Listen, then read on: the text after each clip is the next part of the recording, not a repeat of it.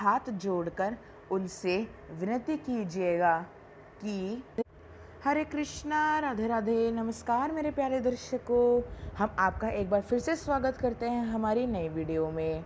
तो दोस्तों, जैसे कि आप जानते हैं कि सावन का बेहद पवित्र महीना चल रहा है, और जैसे कि आप जानते हैं कि कल सोमवती अमावस है, जो पड़ रही है 20 तारीख को। उसके ठीक 3 दिन बाद यानी 23 जुलाई 2020 गुरुवार को हरियाली तीज का पर्व पड़ रहा है। जो सुहागिन महिलाओं के लिए यह पर्व बेहद महत्वपूर्ण और विशेष है। इस दिन वे भगवान गौरी शंकर की पूजा करते हैं और अपने पति की लंबी आयु के लिए उनसे प्रार्थना करते हैं। तो आइए इस वीडियो में हम जानेंगे कि हरियाली तीज की सबसे आसान पूजा विधि क्या है, जिससे गौरी शंकर भगवान बहुत अधिक प्रसन्न हो जाएंगे और आपको हर तरह का सुख प्रदान करेंगे। तो चलिए वीडियो को शुरू करते हैं। तो दोस्तों, हरियाली तीज की पूजा के लिए सबसे पहले आपको एक साफ़ सुथरा टेबल ले लेना है या फिर मंदिर में आपको बैठ जाना है, और सबसे पहले आपको शिवलिंग का निर्माण करना है। शिवलिंग कैसे बनाते हैं उसका लिंक मैं आपको डिस्क्रिप्शन बॉक्स में दे देंगे। तो सबसे पहले आपको शिवलिंग बना लेना है, मिट्टी से गौरी गणेश बना लेने हैं, और फिर अगर आप ज़मीन पे बैठ के पूजा कर रहे हैं तो पहले एक साफ़ सुथरा कपड़ा बिछा लीजिए, उसको पवित्र कर दीजिए और वहाँ बिछाइए। हमने गमले में पूजा करी है भगवान जी की, इसलिए हम इस साल गमले में ही गौरी शंकर भगवान जी की पूजा करेंगे। तो शिवलिंग बना लीजिए, गौरी गणेश बना लीजिए। एक ज़मीन पे पूजा करें तो साफ़ सुथरा कपड़ा बिछा लीजिए, गमले में पूजा कर रहे हैं तो स्थापित कर दीजिए। और फिर कपड़ा या फिर उन्हें स्थापित करने के बाद उसके बाद आपको उनके बगल में यानी उनके थोड़ी साइड में चावलों से अष्टदल कमल बनाना है। अष्टदल कमल कैसे बनाते हैं उसका भी लिंक हम आपको डिस्क्रिप्शन बॉक्स में दे देंगे। तो आपको अष्टदल कमल बना लेना है, फिर उसके ऊपर कलश स्थापना करनी है। कलश स्थापना 2 तरह के होते हैं, श्री कलश और दीप कलश।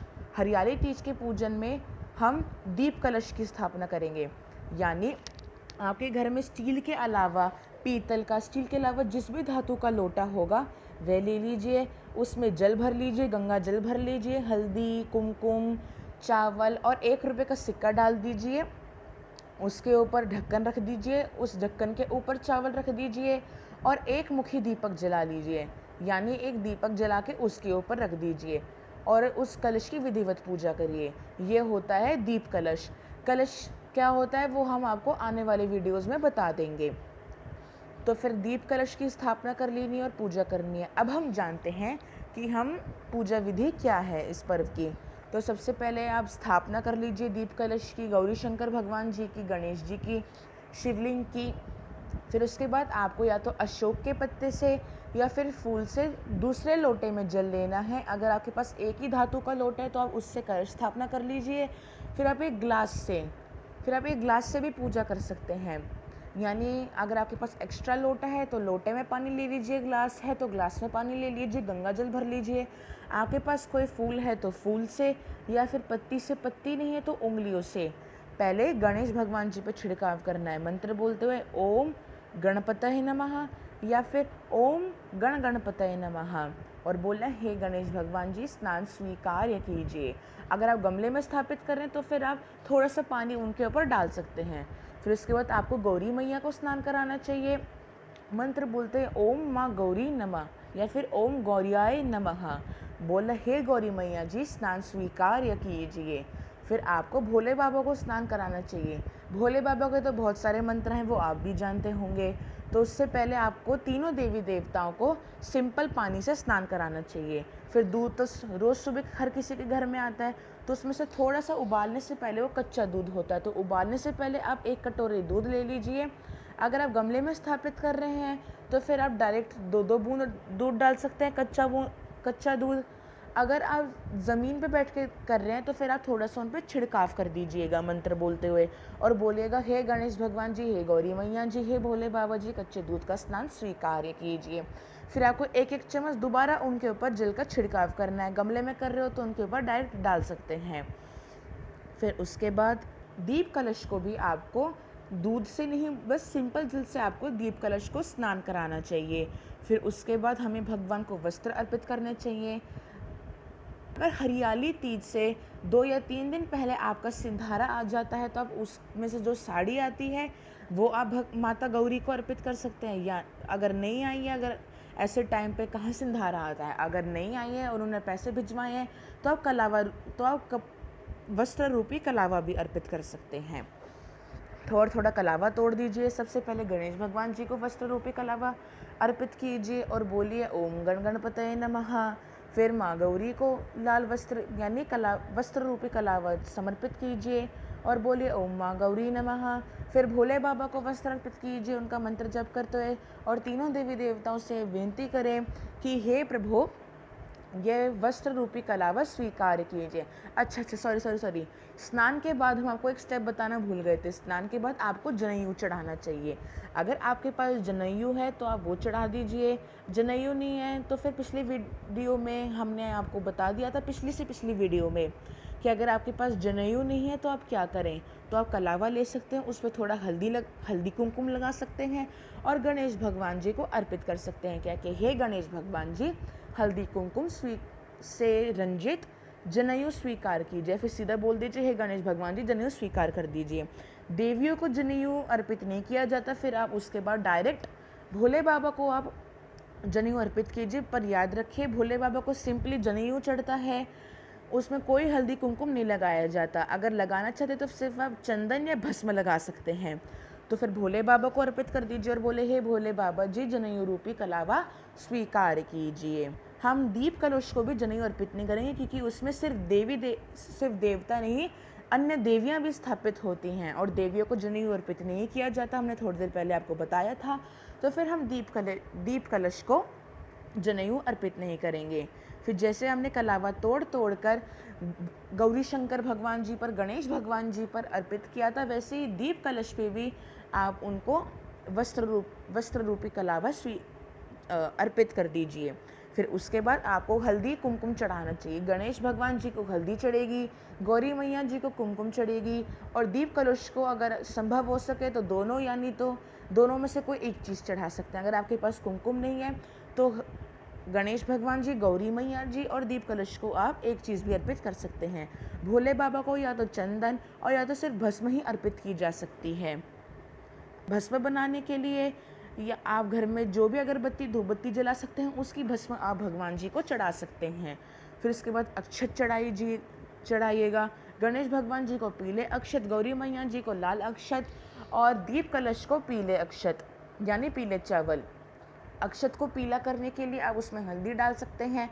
अक्षत को लाल करने के लिए आप उस पर कुमकुम डाल सकते हैं। फिर उसके बाद सबसे पहले गणेश भगवान जी को चावल चढ़ाएगा, बोलिएगा हे गणेश भगवान जी चावल स्वीकार कीजिए। फिर गौरी मैया को चावल चढ़ाइएगा, हे गौरी मैया जी चावल स्वीकार कीजिए।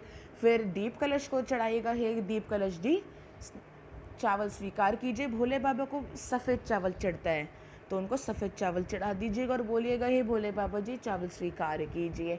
और याद रखिएगा कि चावल को रंगने से पहले, चढ़ाने से पहले हमेशा पहले चावलों को 3 बार या 1 बार धो लीजिएगा।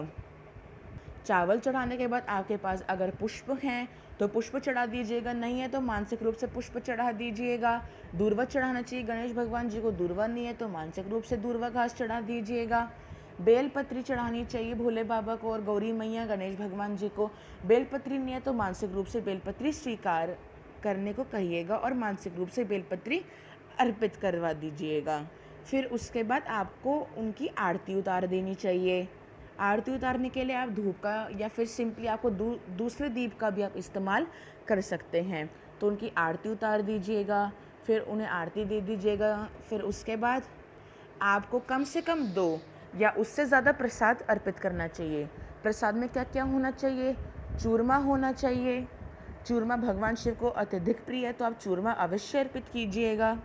चूरमे के अलावा आप सिंपली चीनी अर्पित कर सकते हैं या फिर घी बूरा अर्पित कर सकते हैं, घी चीनी अर्पित कर सकते हैं, चीनी मलाई अर्पित कर सकते हैं और अर्पित करके बोलेगा हे भगवान जी, हे गणेश भगवान जी, हे गौरी मैया जी, हे भोले बाबा जी भोग स्वीकार कीजिएगा। और जितना भी भोग होगा उसमें से 1-1 चम्मच थोड़ा थोड़ा आप अलग से पशु पक्षियों को डाल दीजिएगा। वो भगवान शिव का नाम का होगा, क्योंकि हम जानते ही हैं कि भगवान शिव का चढ़ा हुआ प्रसाद हमें सेवन नहीं करना चाहिए जल के अलावा।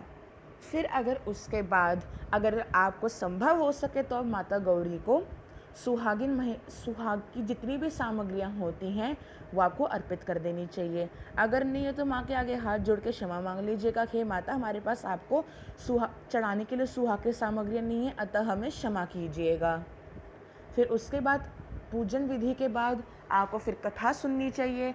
कथा सुनने के बाद आपको अपने हाथों में थोड़े से सफ़ेद चावल ले लेनी चाहिए, थोड़े से पुष्प ले लेने चाहिए। पुष्प नहीं तो सिंपली चावल ले सकते हैं। और जितने भी देवी देवता हैं, जैसे कि गणेश जी का ओम गण गणपतये नमः, फिर ओम गणपतये नमः, ओम माँ गौरी नमः, या फिर ओम गौरियाय नमः। भोले बाबा का मंत्र का जप कीजिएगा 3 बार। दीप कलश का बोल सकते हैं ओम श्री कलशाय नमः, ओम श्री कलशाय नमः, ओम श्री कलशाय नमः। फिर सभी देवी देवताओं से पूजा पाठ में भूल चूक होने का क्षमा प्रार्थना कीजिएगा कि हे देवता, हमारी पूजा पाठ में हमसे जो भी भूल हुई हो, अपना बालक समझकर उस भूल को क्षमा कर दीजिएगा। हमारी भूल का दंड हमें या हमारे परिवार को मत दीजिएगा। फिर हाथ जोड़ के उनसे अपनी इच्छा कहिएगा कि हे देवता, हमारे सुहाग को अमर रखिएगा, उनकी सारी इच्छाएं पूरी कीजिएगा, हमारी और हमारी संतान की सुहाग की सारी इच्छाएं पूरी कीजिएगा, अपनी करुणामयी दृष्टि सदैव हम सब पे बनाए रखिएगा। ऐसे हाथ जोड़कर उनसे विनती कीजिए। और फिर चावलों को आप सभी देवी देवताओं को अर्पित कर दीजिएगा, उनके जयकारे लगाइएगा। सुहागिन महिलाएं इस दिन व्रत रखती हैं, तो फिर अगर आपने व्रत रखा है तो फिर इस दिन की कथा अवश्य सुनेंगे, ताकि आपको उस चीज़ का पूरा फल मिले। और अगर अगर आपने व्रत नहीं रखा तो उस दिन बिना प्याज लहसुन का भोजन बनाइएगा। पूजा से पहले कुछ सेवन मत करिएगा। तो ये थी 23 जुलाई गुरुवार 2020 को पड़ने वाली हरियाली तीज की पूजन विधि। अगर आपको ये वीडियो अच्छी लगे तो लाइक कीजिए, अपने परिजनों को, अपने फ्रेंड्स को अधिक से अधिक शेयर कीजिए, ताकि वे भी आसान तरीके से इस साल हरियाली तीज का पूजन कर सकें, उन्हें भी पुण्य मिल सके, उनकी भी सारी इच्छाएं पूरी हो सके, क्योंकि ज्ञान बांटने से बढ़ता है। और अगर वीडियो अच्छी लगे तो वीडियो को कीजिए लाइक, चैनल को कीजिए सब्सक्राइब, और हमें दीजिए इजाज़त अगली वीडियो के लिए। तब तक के लिए हरे कृष्णा, राधे राधे, नमस्कार।